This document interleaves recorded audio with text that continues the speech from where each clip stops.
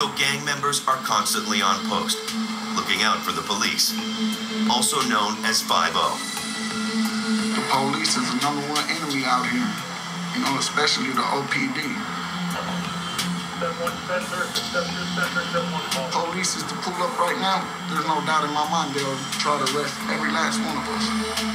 Most of these Norteno gang members have already done time and are on either probation or parole.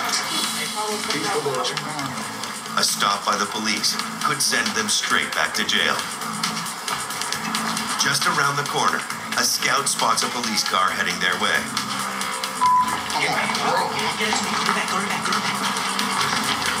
The gang members carrying drugs, guns, or anything else that can get them arrested scatter, while the others keep an eye on the cruiser parked just down the street. Police over there watching us right now. Just watching anybody good, so you know they're just ready to blur. The Nortenos may have escaped arrest tonight, but this is the never-ending game of cat and mouse, cop versus gang, on the streets of Oakland.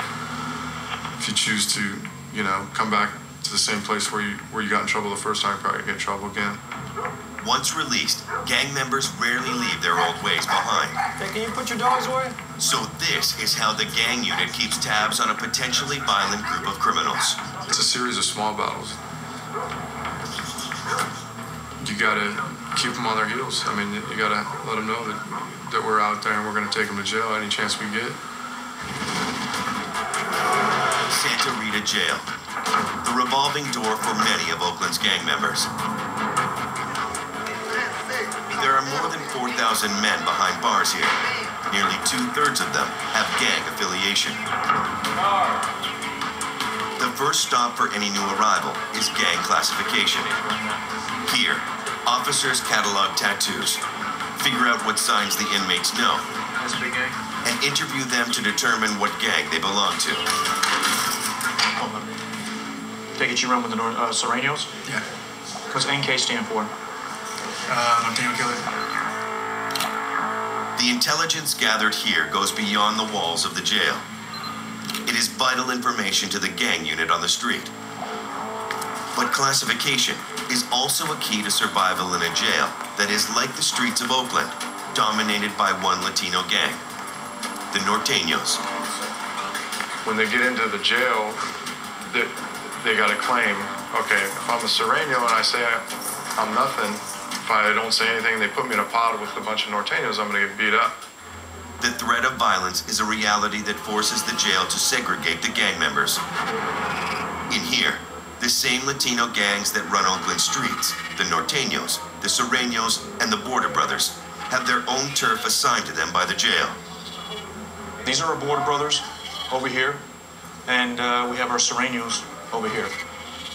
Orange dictates it's a Serenos. That way we can see them, and we know that they are Serenos by looking at them. And there's no confusion of who they are. But segregation has a darker side. It also allows the gangs to strengthen their bonds. Oakland, but that's where we're from, representing Border Brothers, representing our people, you know, our raza, Latinos and everything. Make sure, you know, there's somebody out there, you know, have their back, you know, no matter what. It is here that hierarchies are set, rituals are taught, and younger members are hardened, sized up for their crimes on the street. Sized up by gangsters like Lucky. There's some guys out there in gangs that are just out and shooting, robbing, doing whatever they're doing just because they like it. And those are the ones that move up in the ranks. The ones that are putting in work. The ones that are actually gang banging. Those are the Nortenos we want. The ones that don't give a they don't care. And all they have is us to live, breathe, eat, die for. Those are the ones we want. While going to jail may get the gangs off the street, it's anybody's guess as to whether the gang members come out better or whether jail just makes them worse.